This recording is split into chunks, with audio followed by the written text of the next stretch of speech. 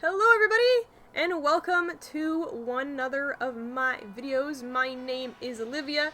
Nice to see you guys today on this glorious Friday afternoon. At least for me it's afternoon. So this is going to be an update video about what's going to be happening on my channel and my Twitch channel, and what I've kind of been doing the past couple weeks since I've lost my job. I guess I didn't lose my job, I quit my job. So I'm just gonna go over a couple things. Hopefully this video won't be too long, but yeah, I'm excited about what's gonna be happening. There's been a ton of things that have been happening lately in terms of Twitch and my YouTube channel, so stay tuned to that. So I guess first I'm gonna mention my Twitch, because I've been streaming a lot more, and I've been teaming up with Skelly Mystic, which I'm sure you guys know who he is. We've been doing streams together, mainly Wizard 101, I think really all Wizard 101. But he's helping me quest through Chrysalis on my ice, as well as Kayla's helping me, and Mason comes along and helps sometimes too. So that's really fun. So we basically dual stream, meaning he streams on his channel, I stream on my channel, and we kind of just like collab. It's really, really fun. So in regards to my Twitch channel, I've been kind of ramping it up. It's been severely outdated for a while. I stopped streaming a long time ago, and now that I have a new computer and dual screens, I can now fully stream with pretty much no problems, as long as my internet is cooperating. So I updated my panels below the stream.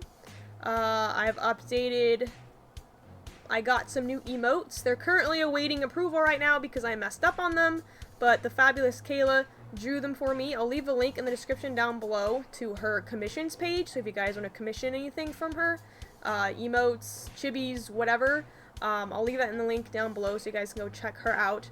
And then I also have a new sub emote, so when you subscribe to me on Twitch, you get to use this cute little emote of me riding on a dolphin. Which brings me to my next update. I guess not really much of an update, but more of a, I don't know, it's not really a sponsorship. I don't know what I would call it. Just a cause, I guess, that I really want to let the world know about. I don't think it's very well known out there. I haven't seen a lot of people talk about it, and honestly, I don't even know how I found out about it. I'm pretty sure I found out about it on Facebook at some point. I don't really remember. But I found this cause, or this organization. It's called Ricoberry's DolphinProject. Now, I'm not sure if you guys have ever seen the documentary The Cove. I actually ended up watching it after I found this page. It was severely depressing. If you're like an animal advocate or anything along those lines, it's really, really sad. But I really recommend, if you have not seen it, to go watch it, because it really changed my perspective on the whole captive industry around dolphins in particular. Now, when I was a child, I went to SeaWorld a lot with my family, and back then, you know, no one really knew the story behind how these dolphins came into captivity or how they showed up at SeaWorld. Like, it really wasn't as well known, or I just didn't really know because I was only like 3 or 4, so I just see dolphins, get excited to see them. So anyways, after finding this page on Facebook, it again really changed my perspective on just dolphins in general. Now, I love dolphins. Dolphins are one of my favorite animals, if not my favorite animal, and they're just amazing, smart beings that just peacefully live in the ocean, and I didn't know any of this stuff happened. I'm gonna leave here a logo real quick up here. Up in the top right-hand corner of this video, I have the logo of Ricoberry's DolphinProject. I'll also leave a link down below in the description as well. So basically, what this is, if you guys don't know, this is where the majority of captive dolphins come from. So whether you swim with dolphins somewhere, or the dolphins at SeaWorld, or any aquarium, this is where they come from. If not, those current dolphins come there, start there, or they're brought there and then bred into captivity, if that makes sense. So anyway, there's a place in Japan called Taiji, which if you guys have seen the documentary, then you already know all this stuff. But it's called the Cove, and they have this little secluded body of water, and there's these Japanese fishermen that go on hunts, and they take these boats called banger boats. They have these really long sticks on the ends of them, and they go out and they do dolphin hunts, meaning that when they see a pot of dolphins swimming around, they get the banger boats, grab the sticks, and bang them in the water as to frighten the dolphins into where they want them to go. And what they do is they steer them into the cove, like I said, where it's this little kind of, well, it's not really little, but it's this secluded area of water that's kind of attached to the ocean, and they corner them there. They get nets, they circle them with the nets. They normally have a larger net so they can't escape, and then a smaller net so they can't escape. And you can actually watch these live on their Facebook, which I'll leave a link in the description. I do warn you though, it is very graphic. You will cry if you love animals of any kind. I assure you, you will most likely cry. And what they do, these hunters, and they also have trainers as well. So they corner all the dolphins in there. Normally they'll leave them there overnight. They're kind of like stuck in a net. And these, you know, there can be big pods, big family groups of dolphins. Like, they just had a hunt a couple days ago where I think they had around like 35 or 40 pilot whales, which are dolphins, not whales, in just this little tiny area, secluded area, this tiny little net. And so what they would do is they'd leave them there overnight, they come back in the morning, and they'll bring trainers with them. And the trainers will go into the water and select the dolphins that they want for captivity. Now these dolphins survive, but they go through the hellish life of living in captivity.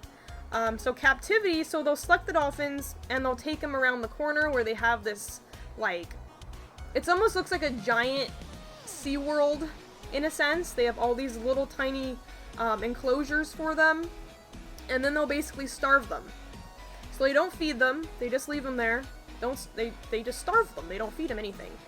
They do that so they'll become more reliant on the dead fish that they feed them. And I don't know if you guys have ever been to SeaWorld before, or if you have, you've noticed that the trainers feed the dolphins and the orcas and stuff dead fish.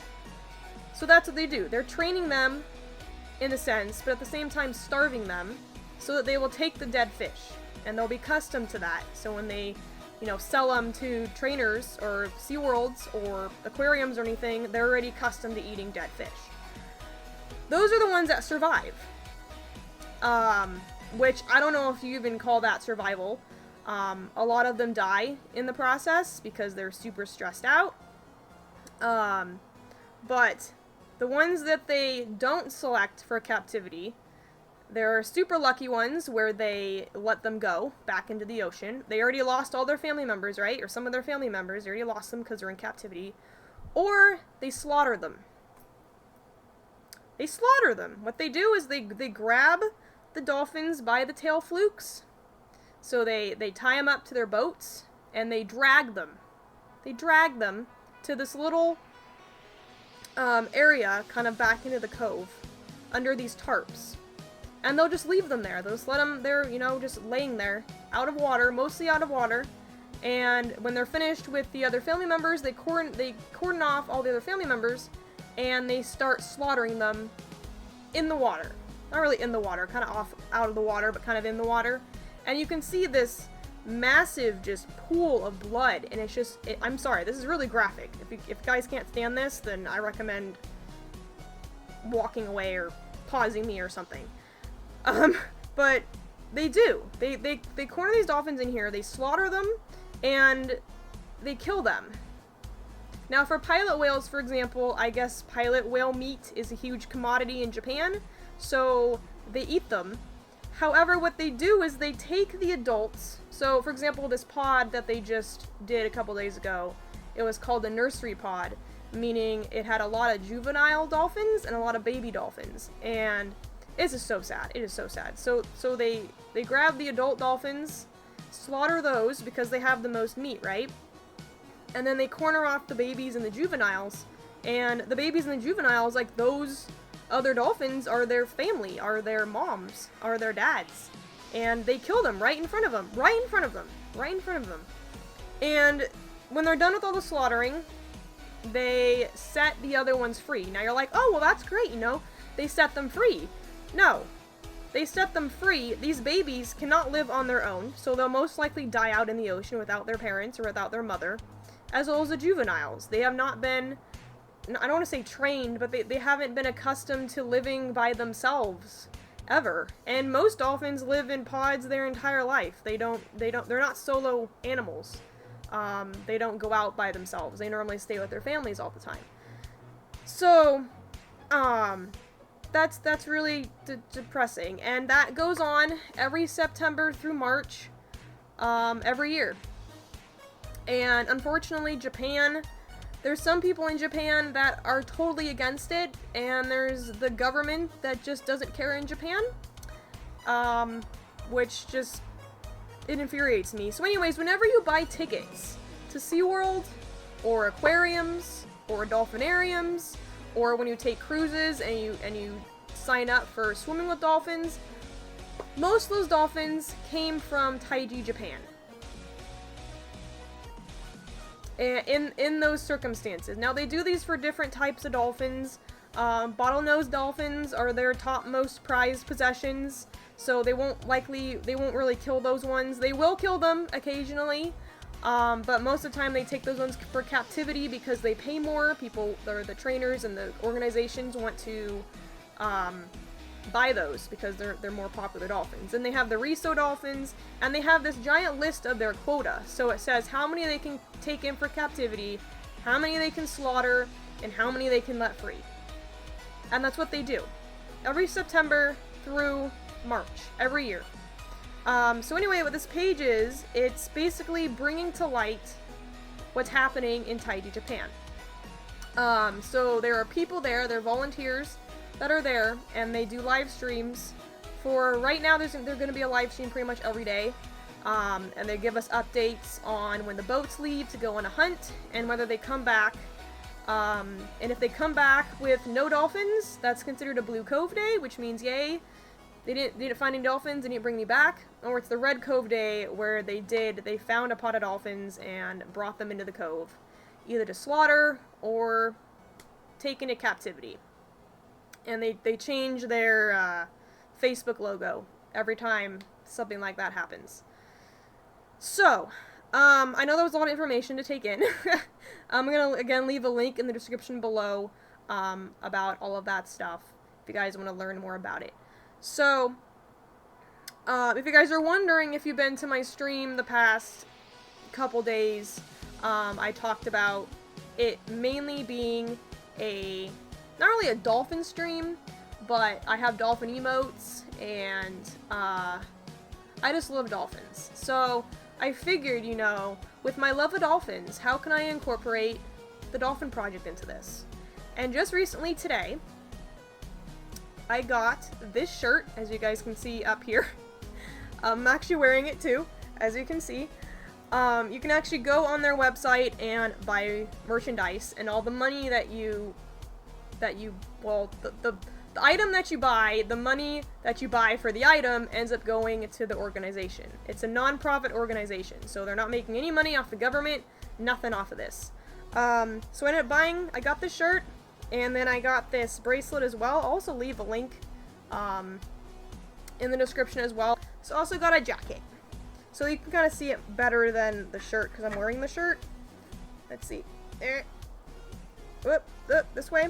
So it says Dolphin Project Crew, and then it has it in Japanese writing. They have dolphins on there, and then the website on the bottom. So I got this jacket, I got this shirt, and I got the bracelet. Which again leads me to my streams. What I want to do is I'm actually going to contact Dolphin Project to see if this is something that I can do, because I don't know if I can. I don't know if it's allowed. But what I want to do is every donation or every bit that I get while streaming, I want to donate a portion of that to DolphinProject. I think this is a very worthy cause. And there's a lot of people that want to help with this. And you can contact your embassies, the Japan embassy, all that stuff. I've already done that. I don't think Seattle did anything about it because I guess it's not really up in their business of what they want to work with right now. But that's how you get kind of the word out. But I want to do something special myself, and that's why every bit and every donation that I get, I want to donate a portion of that to DolphinProject, because I think that's a really good way of giving back, and it's a really good incentive to do. So, that's my plan. So on my stream right now, I have a couple of commands that lead to DolphinProject's website. I'll also leave a link again in the description below to this video. To that as well, if you guys want to check it out, buy any merch, whatever, like, you can go ahead and do that. I'll also leave a link in the description to their Facebook, but I do want to stress that if you are not good, if you can't handle gory stuff, they'll sometimes have live streams of them slaughtering the dolphins or taking the dolphins and mutilating the dolphins, and it's pretty heavy stuff. So if you can't take that, then you don't have to watch those live streams, because they do get a little bit intense. But this needs to be heard. And the only thing that these volunteers can do is shed light on the situation. They can't go in there and save the dolphins, or else they're going to get arrested, and they'll be deported, and they can't go back to Japan and show more of these atrocities. They also have police constantly following them around, so they can't do anything about it, that's probably the worst part, is that you physically can't do anything about it. So anyways, that's what I want to do with my stream. Speaking of streams, I did also update my schedule. I want to start streaming like every day from 7 till around 10ish my time. I'm trying to coordinate around Skelly, because I almost always want to dual stream with Skelly. I don't always have to, but I would like to. And yeah, and then those streams, I'm currently doing Chrysalis on my ice with Skelly and Kayla, in a way, sort of, whenever they're online. And what I'm going to do is I'm going to post those live streams on my YouTube channel. So instead of just doing, you know, a whole bunch of episodes for my YouTube channel, I want to have it mainly be from my Twitch channel. So there'll be some times where I'm talking to the chat and it'll be like, who is she talking to? I'm talking to the chat most of the time. That was a lot of information. I did not mean for this video to be 18 minutes long, but that's what's going on. So that's my plan. I also don't have a job yet. I'm kind of sort of taking probably a couple month break. I want to see how far I can get with Twitch and YouTube, and just kind of take it slow a little bit. I've also been playing a lot of Animal Crossing as well, so that's a big addiction at the moment. So anyways, guys, that is what's happening. I'll also leave a link in the description down below to go to my Twitch. Pretty interesting stuff going on over there. And I guess that's pretty much it. Yeah, I mean, like I said, I'll leave a link down below for DolphinProject. It's a big thing for me. Really hurts to see that this is still happening and nobody's doing anything about it. Or I guess it's not that nobody's doing anything about it, it's that government officials aren't doing anything about it. That it's still legal to hunt dolphins. It's just... And it's not majority for food, it's majority for captivity, because that's what pays. That's what pays. But they have to do whatever it pays, right? I can't... Ugh. Anyways. I can go on for hours about this, which I probably will when I stream next. I am planning on streaming tonight from 7 o'clock to 10 o'clock. I have to see if Skelly still wants to duel. If he doesn't want to duel, then I can just stream by myself. That's fine. So, again, I'll leave links in the description below to Dolphin Project and to my stream and to my Twitter as well. And I hope you guys have a great weekend. Again, I'm planning to stream probably today, tomorrow. I can't do Sunday because I have a Sounders game. But all that will be on my Twitch. I have a link of all my schedules and everything down there so you guys can check it out. And I guess I will see you later tonight at the stream. Bye, guys.